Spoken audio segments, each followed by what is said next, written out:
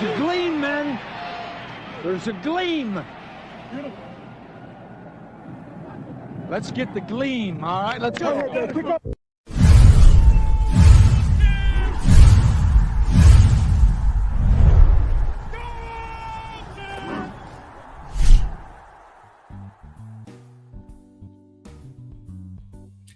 All right. Welcome to Raw Dogs Radio, my home of the Cleveland Browns.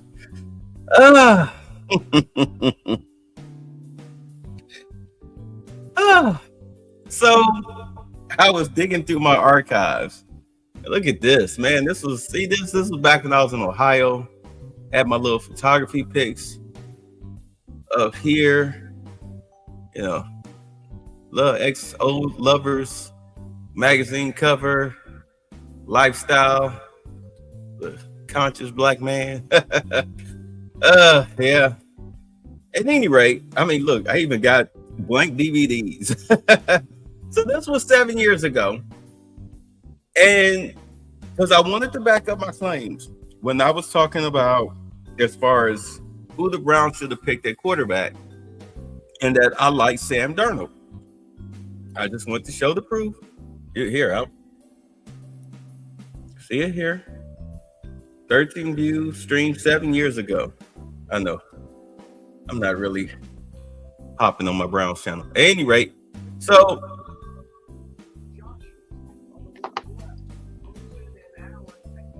here we go. All right. As I look at my book here, draft picks, quarterbacks, it came down to Rosen, Darnold, Allen, Jackson, Mayfield, and Rudolph. Of course, you know, two of those quarterbacks, Rosen and Rudolph, were absolute trash. Everybody else went on to have positive NFL careers. I'll let it play. I just want to get that out there. I personally, for a while, I liked Sam Darnold. He was at the top of my list.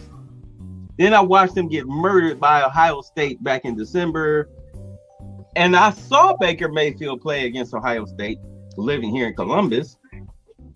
And he beat the crap out of Ohio State. Wait a minute. Coach selections. I was watching the draft as it was happening. Okay, so the coach selected Quentin Nelson, the guard, and they do need offensive line help, so I can understand that pick. All right, so I just want to get that out there. Of course, the Browns went with, and mute that. The Browns, of course, went with Baker Mayfield, as we know, which, I mean, it wasn't too bad. Let me go back. There we go. And it all started with Baker Mayfield. Like, I'm just going to be honest. We're going to seriously talk about how the Browns, most notably Andrew Berry, as well as Kevin Stefanski, but more so Andrew Berry, screwed this up. Because Andrew Berry, you are the general manager. The year that Baker played hurt, his last year here, when he injured his shoulder, you should have threw him on injured reserve because you had already labeled him. You already hit him with the franchise tag. So therefore, you should have sat him down. You should have done what was best for Baker and sat him down and maybe find another quarterback in free agency or made a trade for a career backup. You should have done that and try to salvage the season because as we know, Baker was he wasn't hitting. He wasn't hitting. He was an albatross around the team's neck.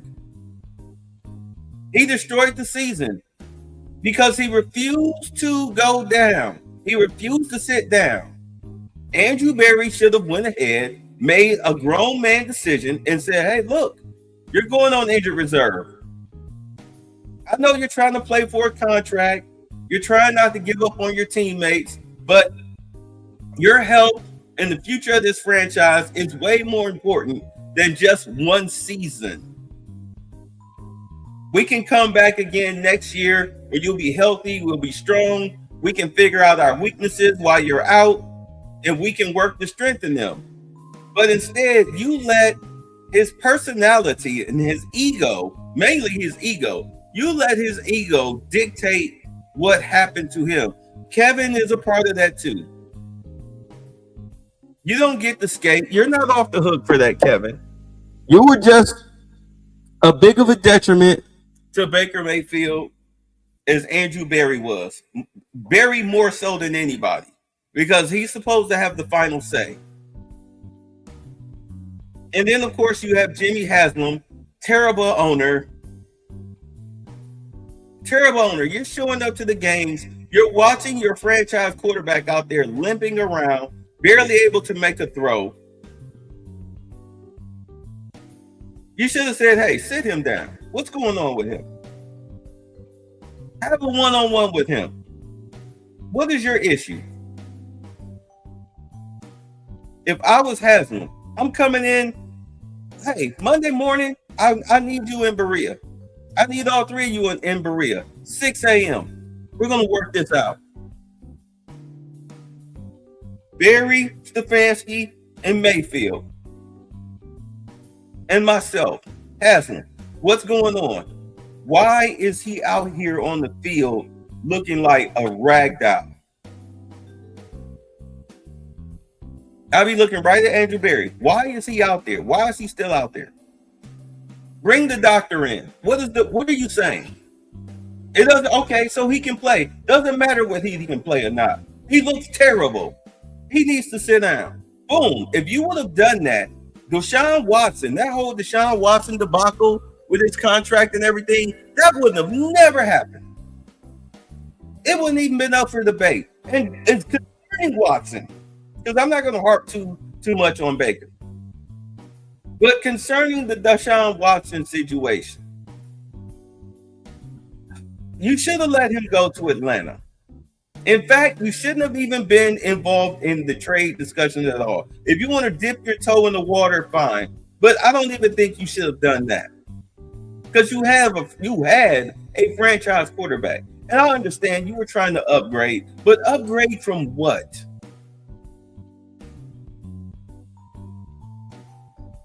The personality, the ego. Now, the whole Deshaun Watson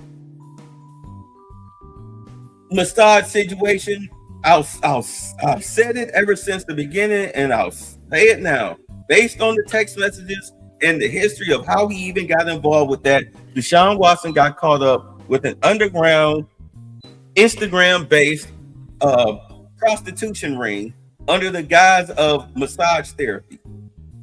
And he got addicted. He had over 66 women that he got massages from. Only 24, 25 were trying to get a part of that money because I believe the lawyer's name was Tony Busby. He was trying to be the new Gloria Allred, the male version, shaking down these athletes and entertainers. I mean, the guy can't even practice law in New York, so that should tell you a lot. But I would have never been in the Deshaun Watson race. No way in hell I would have gave him a $230 million guaranteed contract. And at first, it seemed ingenious to only pay him $1 million for the year that he was out. At first. But then he just kept getting hurt, and you kept pushing the money back to the point where you had to extend him in order to have salary cap relief, which only hurt us in the back end and has us in the situation that we're in right now. If you cut him, I believe the cap damage is $178 million or $174 million. So you can't cut him. You're stuck with him. When you just would have let his contract be, let him have that first $45 million that first year. Don't even touch it. Don't do zero adjustments. If you would have done that, he would no longer be an issue. He'd be gone. But that's not what you did, Andrew Berry.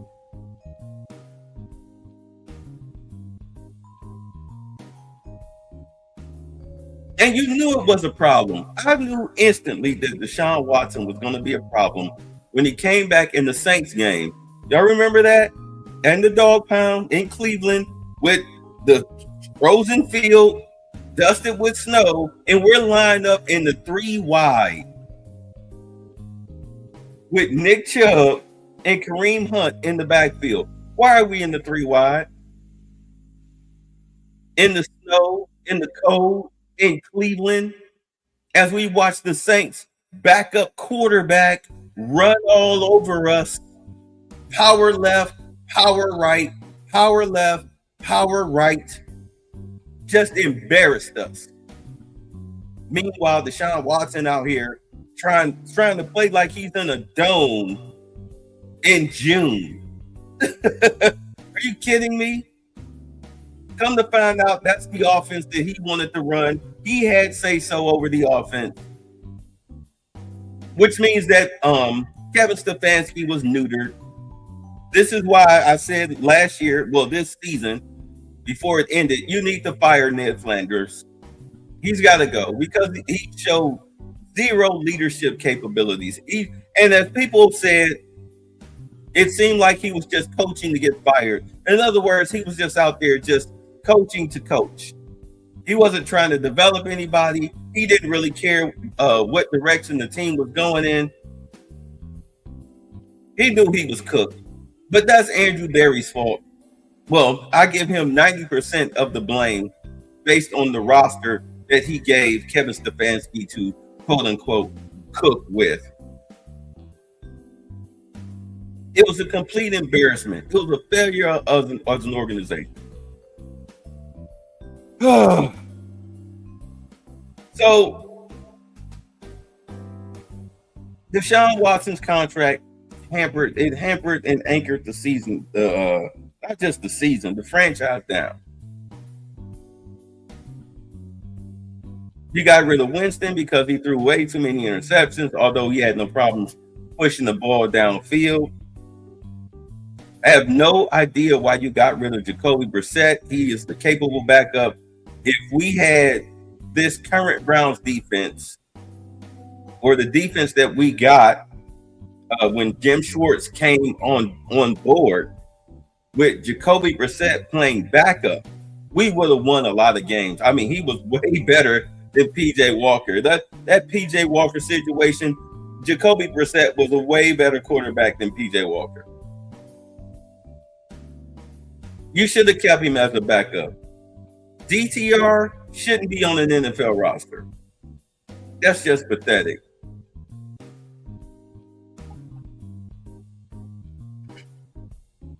You brought back Flacco. Flacco pretty much saved the season. I mean, we lost the playoff game because the Texans defense outcoached Kevin Stefanski. Let's just be honest. Kevin Stefanski was outcoached in that playoff game. It was an embarrassment. I sat up here with my people, and I just felt so embarrassed. They left the cookout early. They left the cookout early in the fourth quarter. It was an embarrassment.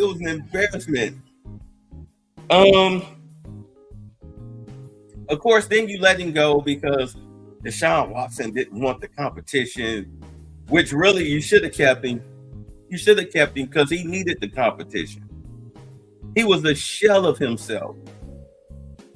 I don't know if it was the intense psychotherapy that he got or his prostitution addiction or what, but he was just a shell of himself. He gave us one good game, one memorable game out of all the games, the few games that he played here.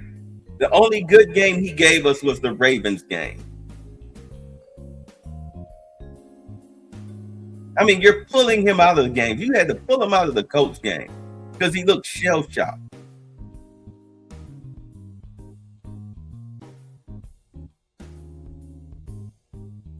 And I know I give Al the credit.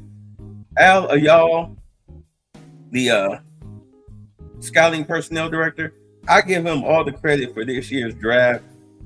But, I mean, well, I'll say it again.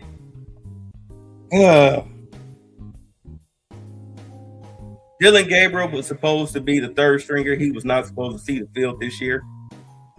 It was supposed to be Kenny Pickett backed up by Joe Flacco or vice versa.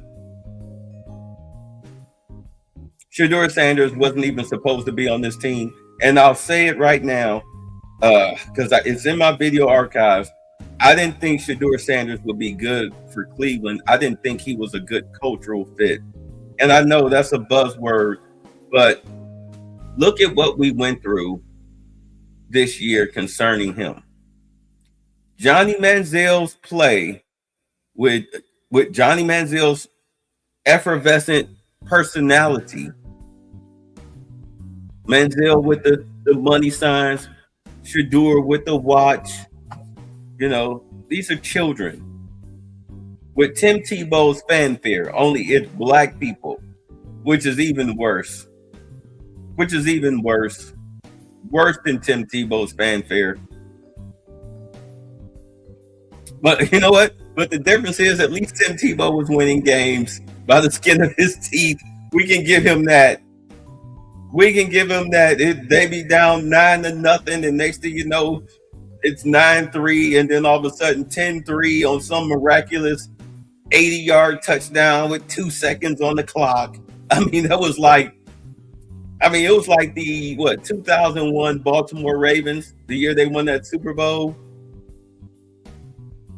with Trent Dilfer at quarterback. I mean, Tim Tebow had that type of season. That's not what we got here. Not with this defense.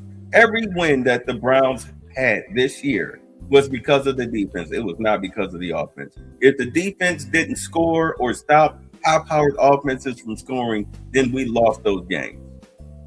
We should have won the Vikings game, but Denzel Ward just gave up on the coverage for some reason. But I digress. Yeah, Dylan Gabriel was not supposed to see the field, and Shedeur Sanders was not supposed to have been drafted by the Browns. And I said it before the draft. I said, if Shedeur Sanders falls to the Browns, there's a problem. And it's not that I didn't like Shedeur as a quarterback. It's just that watching him in Colorado, I saw the flaws in his game. The kid is not a winner. He's a talker. He's a performer, but he's not a winner. Just look at the record. Of course, he threw for over 4,000 yards practically in back-to-back seasons. You didn't have a running game. Did they have a 1,000-yard rusher? Did they have anybody, a 700-yard rusher? No. They were a pass-only team. Pass to set up the pass. So the defense is just teed off on them, especially defensive linemen. They never played the run. They didn't have to worry about the run. They just pinned their ears back and went straight after him. That's why he was the most sacked.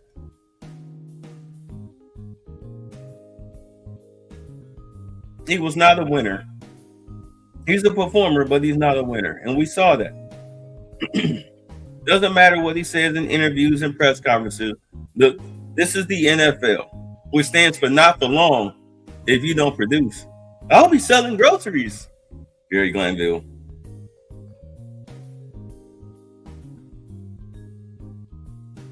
Whether the Giants interview was true or not, which it looks like it was, it tanked whatever little draft stock he had.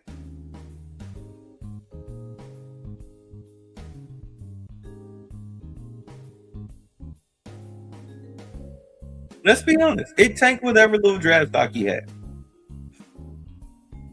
I thought for sure, because all the experts were saying that he was going to be a first-round pick, which I thought was a reach. I mean, even Travis Hunter wasn't really worthy of a first-round pick.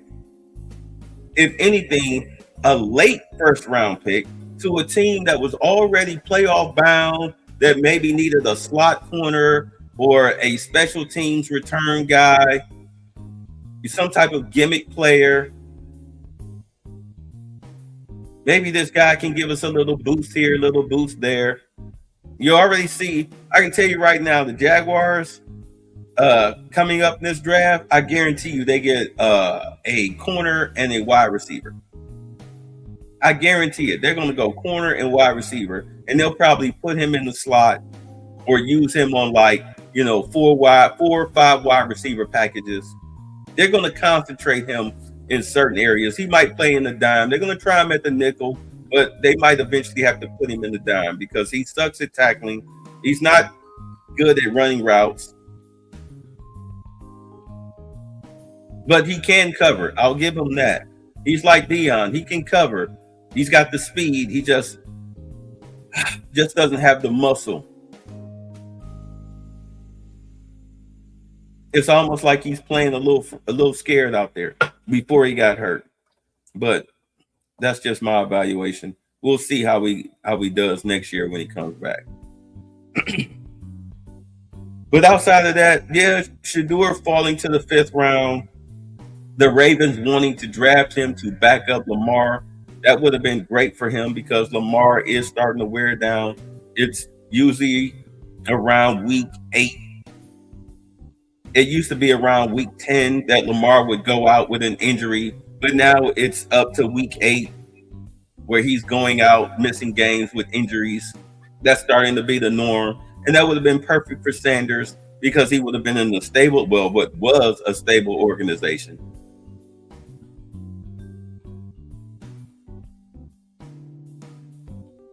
But he didn't want to go there. Now he's here in Cleveland.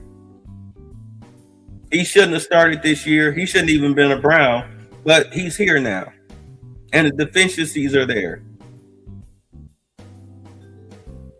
You've been in a passing system your whole college career, high school and college. All you did was throw the ball, and now here you're in the NFL and you're struggling with passing concepts. You're struggling with passing concepts. And unfortunately, Cam Ward called you out when you wanted to talk to him, talking about making a video and everything. And he called you out on your offense. All you do is screens and check downs. You very rarely go downfield. And we saw that. We saw that this year. They had to, because it was just a miracle that you were able to throw, that he was able to get the ball 20 yards downfield. Not saying that he doesn't have the arm strength. We've seen it. It's just that you didn't see it that much in college. But here we are. Now, do the Browns need to bring in another quarterback? Of course they do. Andrew Berry, in his garbagey wisdom, has said that. Todd Monken, of course, he's going to want healthy competition. When they fired Stefanski, I was about to say Ned Stefanski or Kevin Flanders. Doesn't make a difference. They're the same person. When they fired Stefanski, okay, Berry said he was going to go quarterback shopping. Monken said he was going to go quarterback shopping. And I said that no coach worth his salt is going to come here to coach Watson, who is a shell of himself, whose contract is an albatross around his team's neck to where they can't get quality veteran free agents. Nor is a coach worth his salt going to hitch his wagon to a 5th round pick that plays like a 5th round pick. No coach worth his salt. And this was before they went on the coaching search. And then you saw coach after coach after coach tell the Browns thanks but no thanks. No, I'd rather go coach offense. I'd rather be the offensive coordinator for the Chargers. I'd rather go back to the Rams. Like, what? Why are you calling me? Tell them I'm not here. Calling the agent. The Browns calling people's agents. Yeah, tell them I'm not here. Tell them I'm dead. They did not want to come here. And in all honesty, If Jimmy Haslam was so committed to winning, when is it Jim or John? John, when Harbaugh, when he said, hey, give me 20 million, let me pick my own front office, and 10 million for my assistants. If Jimmy Haslam was really committed to winning, I'd be like, done. Because Andrew Berry's a failure. But like they say, if you are the last person in the room to have Jimmy's ear, then Jimmy will listen to you over sound advice.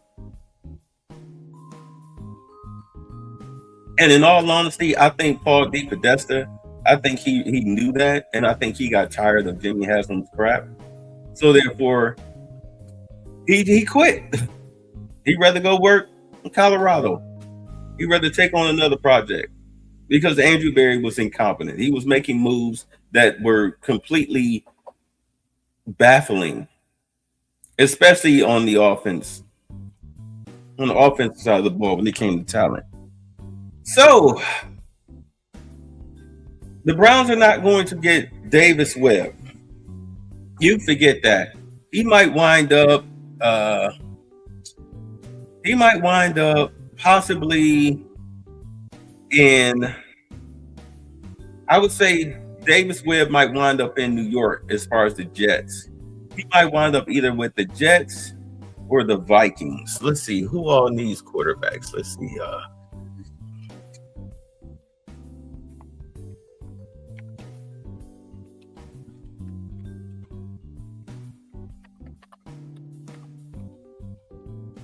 Let's see here. Let me do it. Go with the standings. So,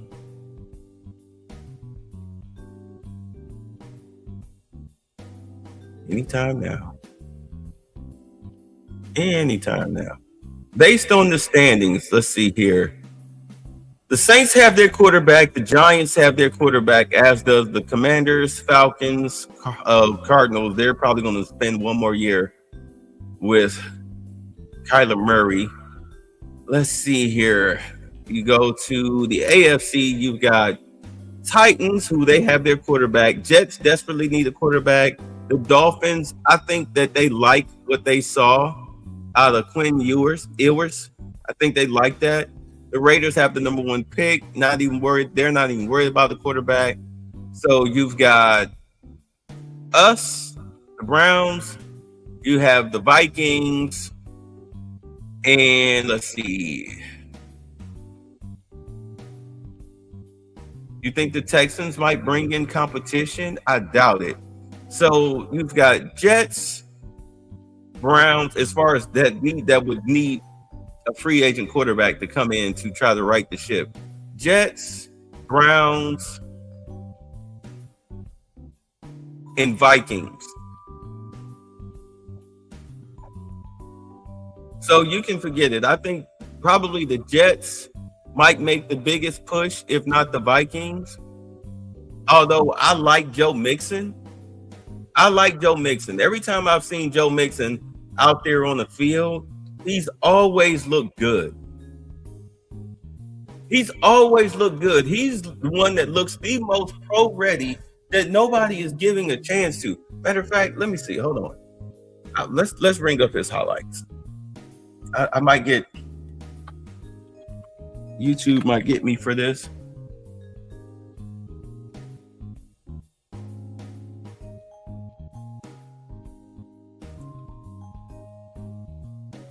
Oh, I'm sorry, not Joe Mixon.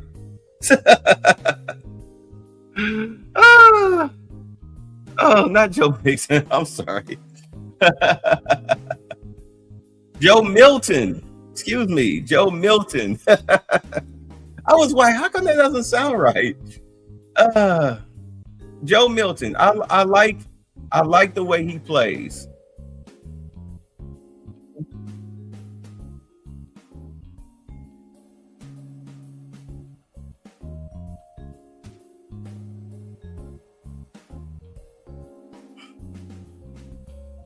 I like the way he plays. This kid, he has all the tools. He can make all the throws, and he's got a powerful arm, a very powerful arm. If anything, I would be looking to get him off of the roster. He's on the Patriots roster. He's the backup. I would make a trade like a 6th or a 7th round pick to get him off of their roster. All right.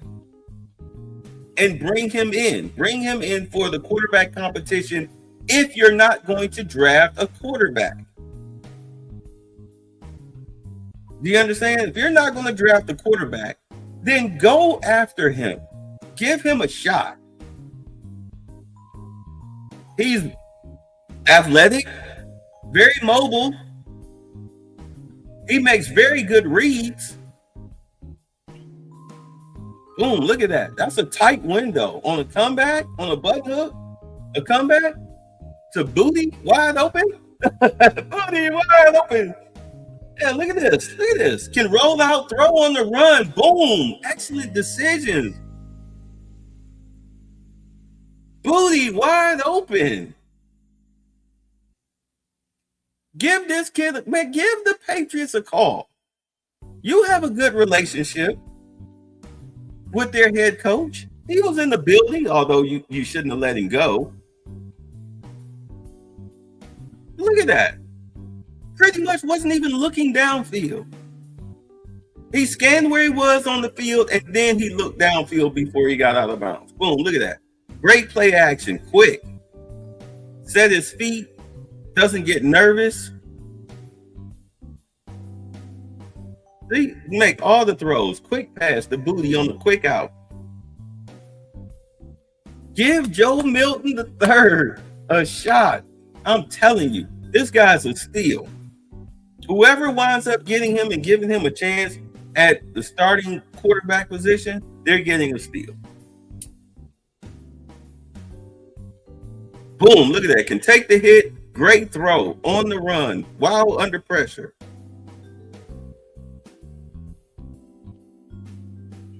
Under the blitz. Plenty of time. Over the middle. Wide open first down.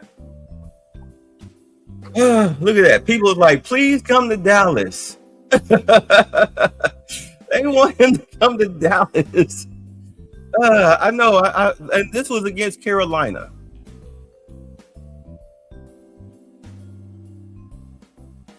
But you know, I don't know what I'm talking about. If anything, though, if the Browns are going to draft a quarterback, I did like the kid from Georgia, Carson Beck. I do like Carson Beck. There's a nice connection there with Todd Monken. So if you're gonna, look at that pump fake, takes off running downfield, boom, close to a first down. On 1st and 15, he picked up 14. Matter of fact, I would bring him in and I would draft Carson Beck in the 3rd round if he was available. And let him battle it out with Deshaun Watson.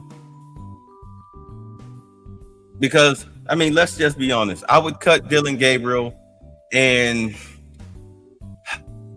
Shedeur would be, in all honesty, I would make him a trade bait.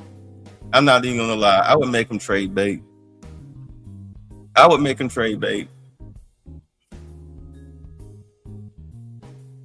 not even going to lie. I mean, all of this hugging and smiling and whatnot that's going on right now this week, yeah, it wouldn't mean anything. This is the NFL. Like I said, which stands for not for long if you don't produce.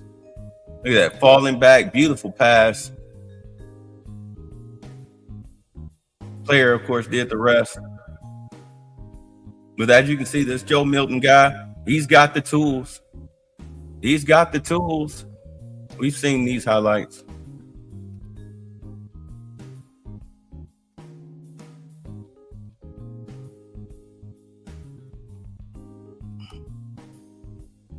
Just the same? Yeah, still the same highlights. Yeah, all the way through. But the kid's got the tools. I would bring them in. If you're going to do that, if you're going to do free agency, do that.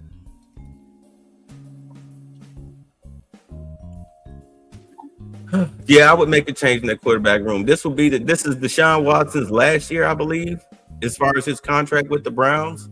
Yeah, Yeah, if anything, I tell you what. Let's say I would cut Dylan Gabriel, and throw Sanders on the practice squad. I would cut him, and if nobody picks him up, I'll put him on the practice squad. But it would definitely come down between Milton, Watson, and Beck. And the way Watson is playing, I doubt very well that Watson will win the starting job. So really, in all honesty, it would come down to Milton and Beck. That's how I would handle it. That's what I would do. That's the route that I would go. That's the route I would go if I was serious about winning. And in that way, you can deal with your woes in the draft, like with your 2 first-round picks, your first-round pick. Do I even want to talk about the draft right now? I do not. I'll make that the next video. Matter of fact,